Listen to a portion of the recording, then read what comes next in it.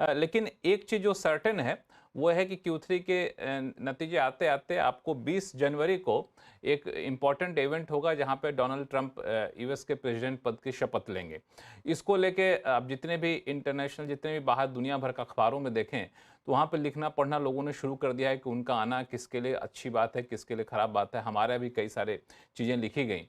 तो सुनील सुब्रमण्यम साहब, Donald Trump के आने को लेकर के जो एक डर का माहौल था, उसको लगता है कि मार्केट ने फैक्टर इन कर लिया है, और अब वो आना सिर्फ एक कह सकते हैं कि डेट की प्रक्रिया है। नहीं, मैं समझता हूँ कि मार्केट ने ट्रम्प के साथ ओवर रिएक्ट किया है। बोथ एफआईआईज जो अमेरिकन मार्केट में निवेश करते हैं, वहां पे एफआईआई नहीं होंगे, वो डीआईएस होंगे, यूएस एफआईआईस। और हमारे मार्केट में मैं क्यों ये बता रहा हूँ कि ट्रम्प की जो, मैं एक फ्रेज यूज करता हूँ, भौंकता कुत्ता उतना काटता नहीं है। ट्रम्प हम्म। बातें करने में माहिर है, हार्डकोर बिजनेसमैन है। तो जो उन्होंने एक थ्रेट की हम्म। तरह फैलाया है कि मैं आके ये करूंगा वो करूंगा, और मार्केट भी उस पे उम्मीदें बना रही है, अमेरिकन मार्केट की बात कर रहा हूँ। मेरे ख्याल में एक्चुअली जब वो पावर में हम्म। आएंगे, वो रियलाइज करेंगे कि हर जगह में उसको कांग्रेस, भले ही रिपब्लिकन पार्टी दोनों जगह पे उनके सपोर्ट के लिए है, हर चीज को नहीं सपोर्ट करेंगे। सेकंड, वो टैरिफ लगाएंगे तो अल्टीमेटली उसका कॉस्ट अमेरिकन कंज्यूमर के ऊपर आएगा, इन्फ्लेशन बढ़ेगी। तो वो इसीलिए वो भी एक थ्रेट की तरह उसको यूज कर रहे हैं, बार्गेनिंग चिप की तरह यूज करेंगे, और एक्चुअली एक प्रैग्मेटिक तरीके से हम्म। आगे बढ़ेंगे। तो इसीलिए मार्केट की जो एक डरावट रही है कि ट्रंप आके ये करेंगे वो करेंगे, वो एक्चुअल रियलिटी में उतना नहीं होगा। एक हम्म। रिलीफ आएगा उसमें, नंबर मेरा मानना है। सेकंड, सिमिलरली अमेरिका में जो हम्म। पॉजिटिविटी आई है, अमेरिकन इकोनॉमी, अमेरिकन बिजनेसेस को ट्रंप टैक्स कट के जरिए बहुत सपोर्ट करेंगे, ये मांगा मेक अमेरिका ग्रेट उतनी आसान नहीं है। यूएस का पर कैपिटा इनकम $80,000 है, चाइना का 13,000 है, हम 3,000 के करीब है। तो कॉस्ट में बहुत फर्क है। इतना मेक अमेरिका ग्रेट अगेन का इम्प्लीमेंटेशन इतनी आसान नहीं है। तो मेरा मानना है कि अमेरिकन मार्केट्स में थोड़ा बहुत करेक्शन आएगा, क्योंकि ये प्रॉफिट बुकिंग करेंगे। क्योंकि जैसे ना इक्विटी मार्केट की एक होती है, buy on the rumour sell on the fact, यानी buy on the expectation sell on the hmm. Reality. तो ये ट्रम्प के इलेक्शन के बाद 10-15 दिन में जब हम्म। वो एक्चुअली आके बात करेंगे, मार्केट में थोड़ी प्रॉफिट बुकिंग होगी, और वो पैसा इमर्जिंग मार्केट की ओर थोड़ी फैल सकती है, और हमारे मार्केट को भी थोड़ी सपोर्ट मिल सकती है। तो मेरा मानना है कि actual reality hmm. Post December January 20 may not be as bad कि इतना अभी जो फियर फैक्टर है। वो एक इंपॉर्टेंट बात मैं मानता हम्म। हूं। तो अल्टीमेटली ये एफआई का थोड़ा अमेरिका से बाहर हम्म। जाना, पैसा उसमें थोड़ा एलोकेशन इंडिया को भी मिल सकता है, मगर कौन से सेक्टर, कौन से, ये इस आने वाले अर्निंग सीजन बताएगी। हालांकि मैं अगले सवाल के लिए दलजीत जी के पास जाऊंगा, लेकिन एक सवाल सुब्रमण्यम साहब और आपसे पूछ लूं, चूंकि यूएस के बारे में आपने कहा। इसमें एक फैक्ट है। फैक्ट यह है कि 2017 के टैक्स पॉलिसी को आगे एक्सटेंड करेंगे, और इसकी आहट सबको पता है। और उसकी वजह से आप देखिए कि वहाँ पे जो है जो 10 ईयर बॉन्ड यील्ड वगैरह देखे, वो 5% के आसपास जा चुका है। तो जाहिर तौर पे कोई इंडिया में पैसा क्यों लाएगा जब उसको 6-6.5% लगता है। तो ये एक फैक्ट है जिसको आगे लोग बढ़ाते जा रहे हैं। और टैरिफ में कुछ ना कुछ करेंगे ट्रंप, ये भी सबको पता है। और इंडिया यूएस के साथ ट्रेड डेफिसिट में नहीं है, ट्रेड सरप्लस में है, ये भी सबको पता है। तो ये तो फैक्ट है, ये तो होना ही होना है। फिर भी मेरा मानना और है एफआई कि समझते हैं इस चीज को। नहीं, मेरा मानना है कि ultimately money ceases the best level.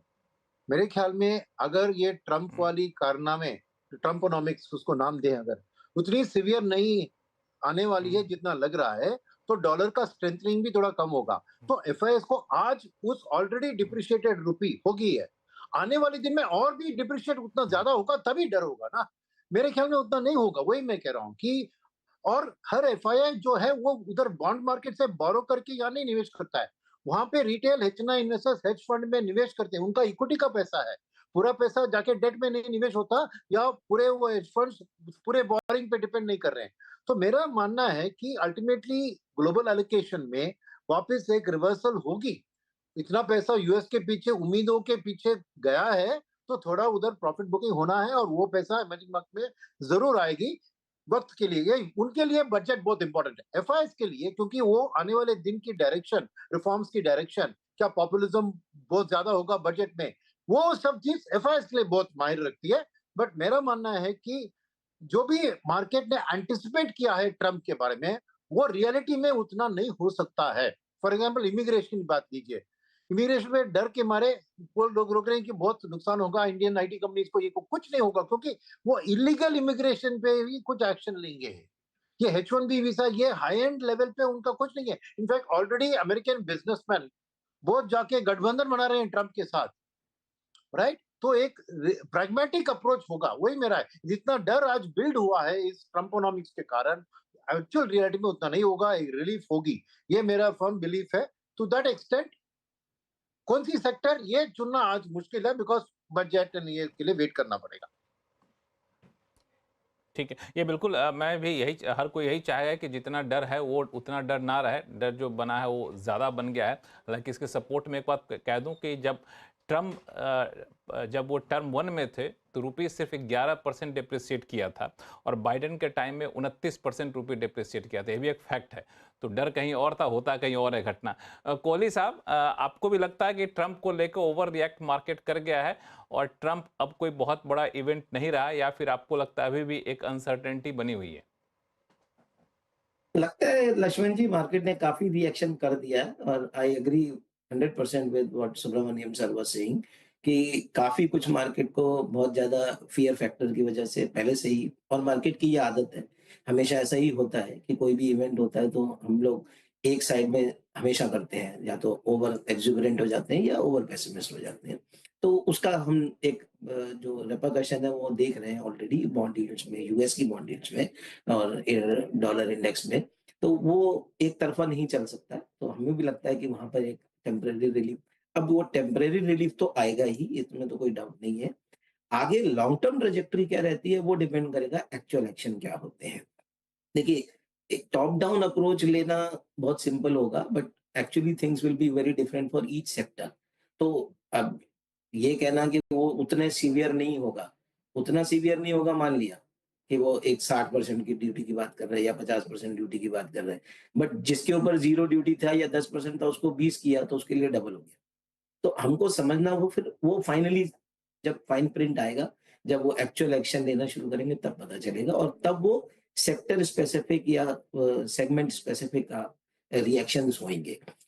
एक मैक्रो लेवल का जो है वो आई थिंक काफी कुछ बिल्ट इन हो गया है, उसमें एक टेम्परेरी रिलीफ आएगा, बट सेगमेंट स्पेसिफिक वापस हमको देखने को मिलेगा, और वो आगे कुछ समय तक दिखता रहेगा, क्योंकि अल्टीमेटली देखिए वो भी जो भी करेंगे फाइनली उनको कुछ ना कुछ तो अपने लिए करना है। हाँ, फिर कितना प्रैग्मेटिक करेंगे, कितना इर्रेशनल करेंगे, कई बार बहुत सा पोस्चरिंग की वजह से भी करना पड़ता है, और बाद में उसको रिवर्स भी कर सकते हैं। Nobody is talking, no, politicians they behave like that, we know all of them how they behave, no. तो ऐसा जरूरी नहीं है कि आज उसने कुछ किया और कल वो वापस नहीं ले सकता है, तो वो भी होगा। तो ये काफी टर्मोइल वाला पीरियड है, तो आई थिंक वो हम लोग जो मान रहे हैं कि 2025 एक्चुअली पूरा ईयर काफी टर्मोइल वाला ईयर रहने वाला है। It will not be as easy, जो पिछले 3-4 साल से हम लोग बहुत स्मूथ रन और वैल्यूएशंस को तो लोग ऑलमोस्ट भूल ही गए थे एक तरीके से। इन्वेस्टर्स तो ऐसा सोच रहे थे कि अब तो सब एक तरफ ही चलने वाला है, तो वो सब सिचुएशंस ग्राउंड रियलिटी पे वापस दिखेंगी। तो volatility will be the name of the game for next full year. तो इस वॉलेटिलिटी में जाहिर तौर पे हर किसी के मन में ये हुआ कि हम लोगों को क्या करना चाहिए। क्या पंकज जैन साहब, इस वॉलेटिलिटी में आराम से साइड होकर बैठ जाया जाए, या फिर मौके तलाशना चाहिए? और अगर मौके तलाशना है तो जैसा कि ट्रम्प की बात अभी चल रही थी, तो मौके कहाँ तलाशे जाएं? देखो लक्ष्मण जी, जहां तक अभी जो ट्रम्प साहब की बातें हो रही थी उसमें एक दो पॉइंट मैं ऐड करना चाहूंगा। ऑन अ लाइटर साइड, ये माना जाता है कि मोदी जी की ट्रम्प साहब से अच्छी दोस्ती है, और हो ना हो उस चीज का देश को, देश की इकोनॉमी को किसी ना किसी रूप में आई थिंक जरूर फायदा मिलना चाहिए। So that is one thing. उसके अलावा what we have been observing, और I have been reading good articles about that, कि इस बार जो ट्रम्प जी की जो कैबिनेट हैगी, जो प्रपोज कैबिनेट हैगी, काफी अच्छी मैच्योर कैबिनेट हैगी। It's not like last time.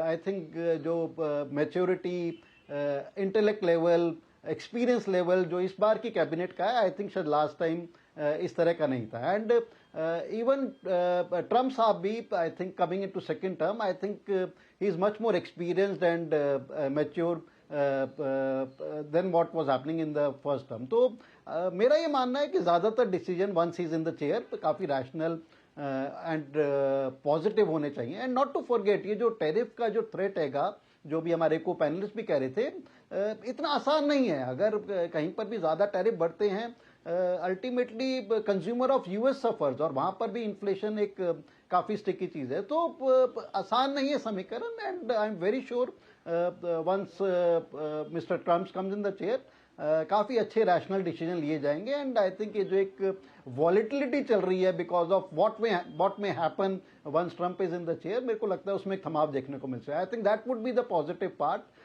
एक सिनेरियो क्लियर आउट हो जाएगा. सो that is one thing. Secondly, कि इस वॉलिटिलिटी में, इस तरह के समीकरण में, इस तरह के हेजी सिनेरियो में इन्वेस्टर्स, ट्रेडर्स को क्या करना चाहिए? आई थिंक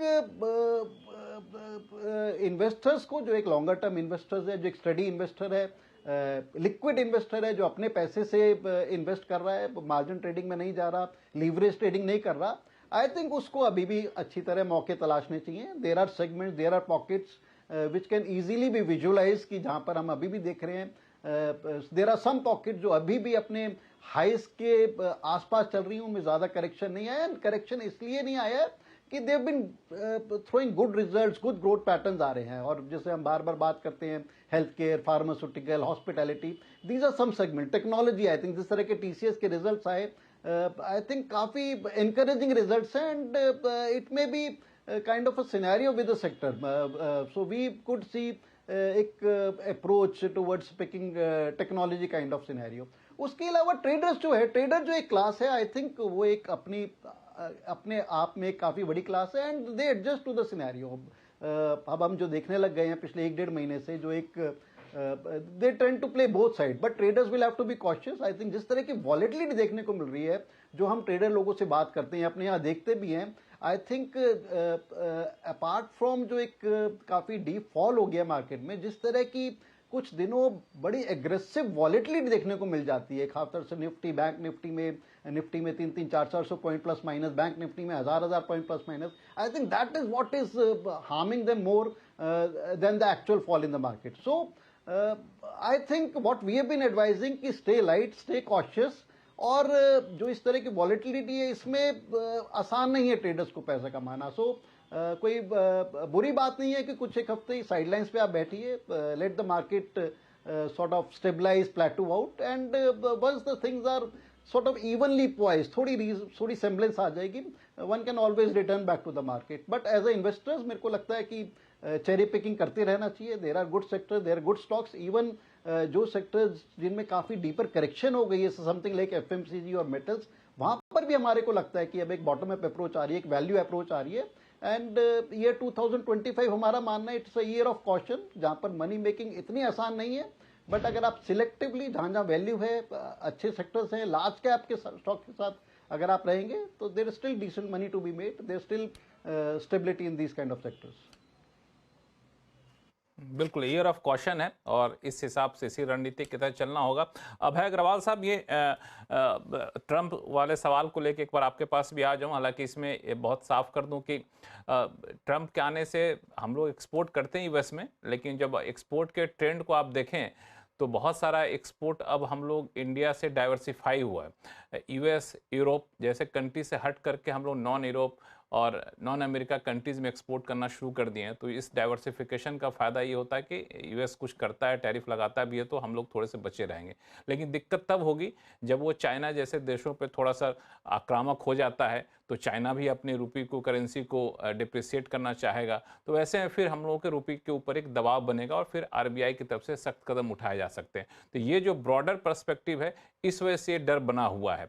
तो अभय अग्रवाल साहब, आप इस डर से कितना सहमत हैं? और अगर मैं कहूं कि इस ट्रंप प्रूफ कुछ सेक्टर आपके हिसाब से हो तो क्या हो सकता है?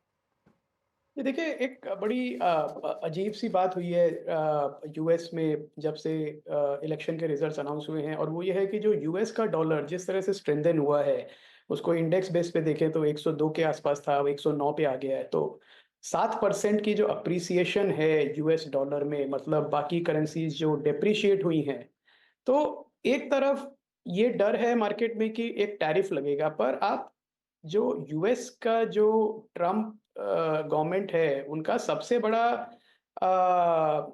डर ये है कि जो कंट्रीज उनको एक्सपोर्ट करती हैं, उनकी एक्सपोर्ट्स और कॉम्पिटिटिव होते जा रहे हैं करेंसी डेप्रिसिएशन की वजह से।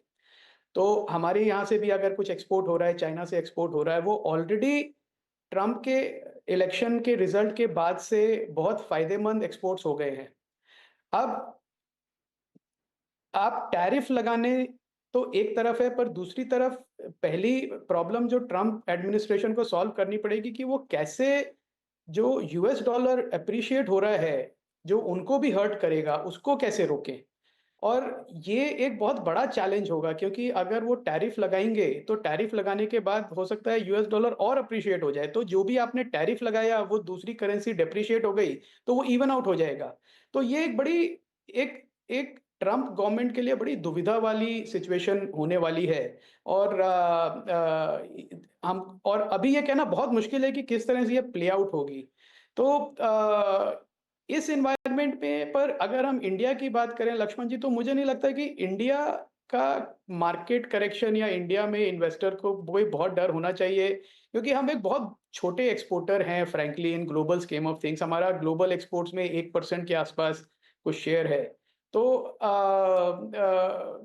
इतना कुछ फ़र्क नहीं पड़ेगा, हमारी कंपनीज़ काफ़ी कॉम्पिटेंट हैं, कुछ भी एक्शन लिया जाए उसके सामने उसको बैलेंस करने के लिए।